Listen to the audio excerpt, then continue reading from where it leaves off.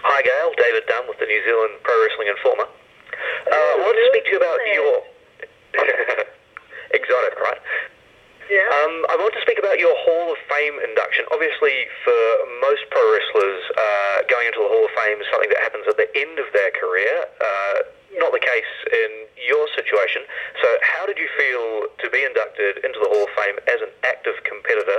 And then what's it like going out there nowadays and wrestling, knowing that you're adding to your legacy and you've already had a Hall of Fame career? Right.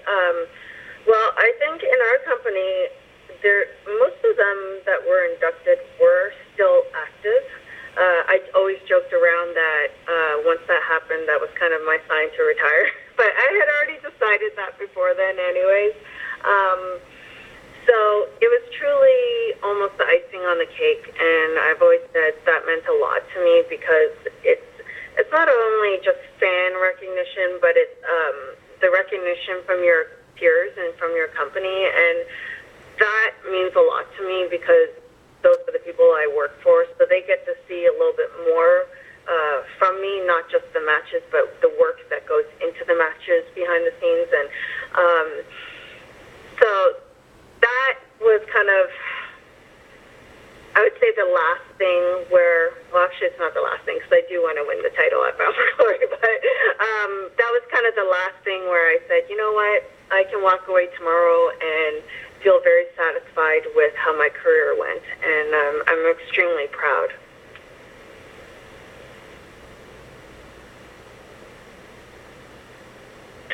Hey, Gail, Ryan from thegorillaposition.com. First of all, thanks for your time with us today. Listening to you speak, we've seen a lot of ladies step up and become color commentators, and of course there's always been the backstage role. I'm just wondering, would you think about continuing an on-air role as a commentator or possibly a manager? I know you're going to continue your backstage role with the company. Just wondering if you might stay on screen with us. Right. I mean, if the company asked me to do that, of course I would. But, you know, my strength has always been in the ring in terms of wrestling. But I am comfortable now, obviously, with all aspects of the game. And so I wouldn't say no. I just, like I said, can't continue physically for much longer. That's it. Hey Gail, this is Riju from Sportskida in India. I've been a fan for many years. Hi. We have all been fans for a long time. Thank you for so many years of entertainment. Thank you. You're welcome. So my question is, do you think what is being described worldwide as the women's revolution is something that began with the knockouts and something that the knockouts don't get enough credit for? Oh, yeah.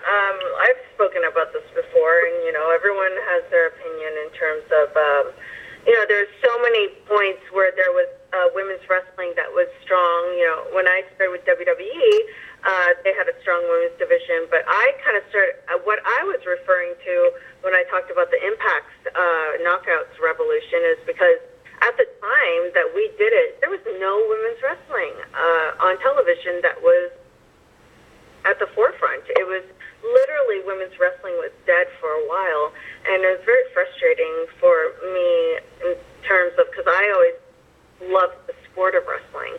So for me to sit back, and I did the manager thing for over a year, and at first I was just, you know, patient and happy to be back in a company where I felt passion again. But then after a while, you know, it just felt like I was wasting my time, and I just didn't want to waste my talent, and because of, you know, what happened to me previously, I just felt like time was ticking, and so Impact gave us that opportunity and pretty much has never stopped. So I feel like sometimes, yeah, they don't get the credit that they deserve because they started this women's wrestling movement, and it's never stopped. We've gone through ups and downs and, of course, rebuilding stages, but it's never stopped, and they've always believed in the women, and that's why I've always felt very loyal to this company. It's because they gave us a chance, and even if we disappointed at times because we're not perfect, they just kept rolling with it. And so if we big picture of women's wrestling today, then I'm very happy. Hey, Gail, this is Graham Matthews, Remote.com. How are you doing today? Good. How are you? Doing good, doing good. So, as you mentioned earlier, having won your first Knockouts championship at Bound for Glory 10 years ago, obviously there's been a lot of talk in recent months of the women's one-day headlining WrestleMania. Do you think at one point we could see the women headline a future Bound for Glory pay-per-view? Yeah, I mean, I would hope so. That would be a very big deal. I think that I would love to see Impact do it first. They've done a lot of firsts for the women, so I could definitely see that happening. That's definitely a goal. I feel like, lately I feel like there's a lot of female topics happening in the news today, especially, you just see this sexual assault thing, and it's just made me realize at times that, yes, there's a women's revolution going right now, and it's getting better for the women, but I feel like it still could go much faster. It could still happen on a bigger scale, and I feel like, yes, it's happening, but it's not still at the point where we want it to be, and things like main eventing a pay-per-view, that's a first step towards it. So I would love to see that happen, and I would love to see it happen within Impact one day.